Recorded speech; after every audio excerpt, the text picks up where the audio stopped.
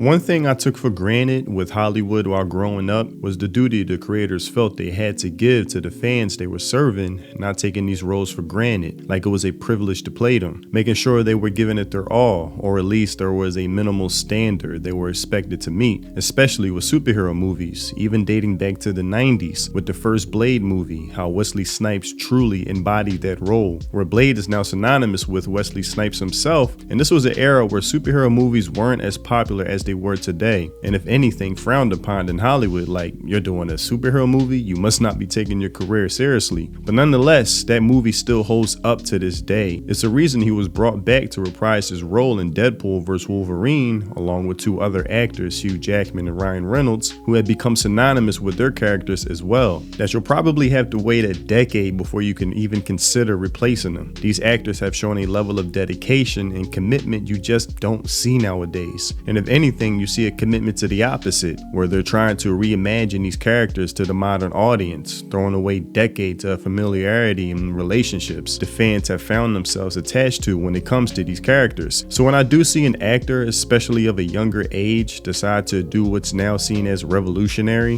which is to please the fans and do a character justice, it makes me think, okay, there is still some common sense in Hollywood, which brings me to this. I didn't want to change him. One Piece star unpacks the real reason Netflix nailed Zoro's debut. Now, I'm not really into live action adaptations. My interest has waned on them due to too many disappointments. I really don't have a desire to watch them because the anime is something I uniquely enjoy on its own, but it was a breath of fresh air to see this actor's approach when taking on Zoro in the live action. A longtime fan of One Piece, Makaniyu, sorry if I'm mispronouncing your name, did not approach Zoro as just another role. He saw him as a character with legacy and someone who had already captured the hearts of millions. And just off of that, I'm like, wow, this guy sounds like an alien in current day Hollywood. It's common sense, yes, but you'd be hard pressed to even find a media trained person to say something as obvious such as this that easily resonates with the fans. And rather than reinvent or modernize Zoro, thank God,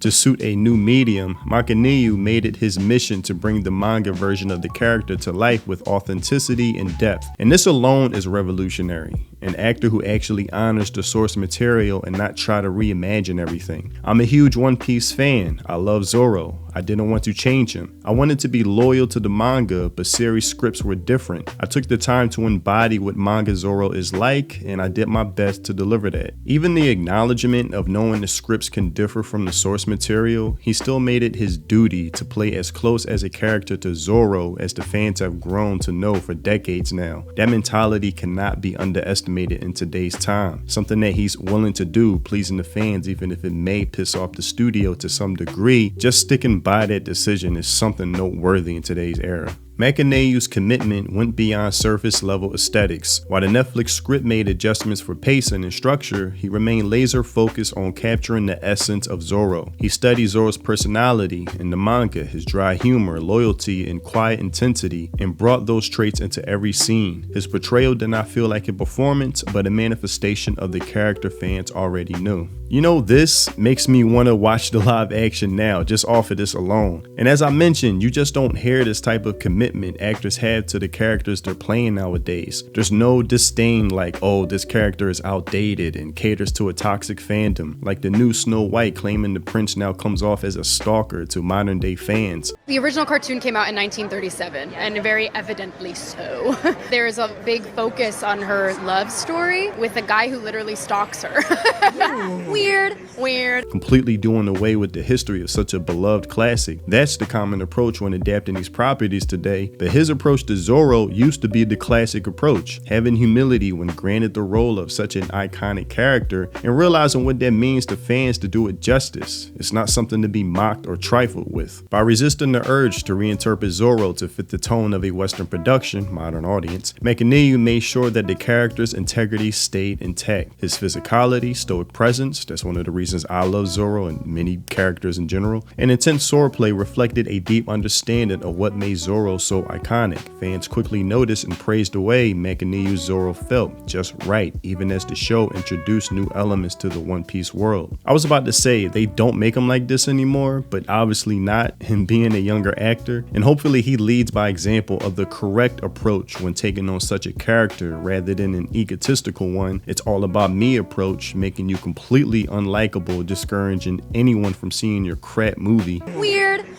Machineyu's personal love for One Piece gave his performance an emotional edge. Being a fan himself, that's always key. He knew what viewers expected and did not want to let them down. This connection helped him navigate changes in the script without compromising Zoro's core values. He was not just playing a character, he was honoring a hero who has shaped his own journey as a fan. Now that is a great way to describe it. I'm not playing a character, I'm honoring a character. That mindset allowed Machineyu to bring a sincerity to the role that resonated powerfully with audiences. His portrayal of Zoro in One Piece stood out in a sea of anime adaptations that often fall short, proving that fan-driven performances can lead to faithful and compelling adaptations. In choosing not to change Zoro, Machineyu helped set a new standard for live-action anime, one where loyalty to the original is not a limitation, but a strength. Thank you, that's the way to look at it. Being loyal to the source material is not a limitation, but a strength. Why more creators don't do that is so puzzling. It's like the fans have a megaphone telling you what they want in your ear, and these activists disguised as actors just refuse to listen. So when I see someone like Ryan Reynolds fighting to get the first Deadpool movie made because the studio didn't have faith in his popularity, but once greenlit, he went to great lengths to embody that character, practicing in the mirror with the mask on to make sure certain expressions can be felt through the screen by the viewer. Hugh Jackman going on an extreme diet and workout routine, nailing the aggression and mannerism Wolverine has to come off as believable as possible to the fans. That's the dedication I'm talking about that it seems Machineyu seems to have adopted, so shout out to him. Because as they're trying to be faithful to the source, you have the new Fantastic Four and modern day Marvel doing the opposite, which isn't surprising. Marvel reimagining Fantastic Four for modern MCU audience. Feige and Marvel Studios, as of late, have actually told their creators not to read the comics. It's like the complete opposite of everything I praised and celebrated before this. And they comment on how they'll reimagine Johnny's character from a playboy getting girls type guy with a quote saying, "He's a man that leads with a lot of bravado, which can be in the front sometimes, but also he's funny," Quinn says. Myself and Marvel Studios boss Kevin Feige were speaking about previous iterations of him and where we are culturally.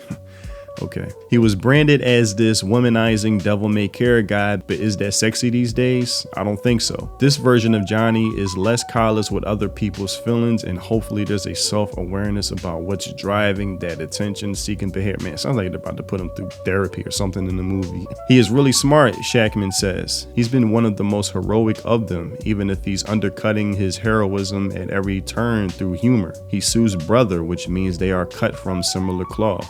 As Marvel's first female superhero, she's been part of the Fantastic Four since its first issue, but back then she carried the relatively demeaning codename of, really? Invisible Girl, demeaning? Could only turn herself invisible and mostly function as a damsel in distress. Oh, okay, yeah, they deemed that as toxic. If you played an exact 60s Sue today, everyone would think she was a bit of a doormat, Vanessa Kirby says.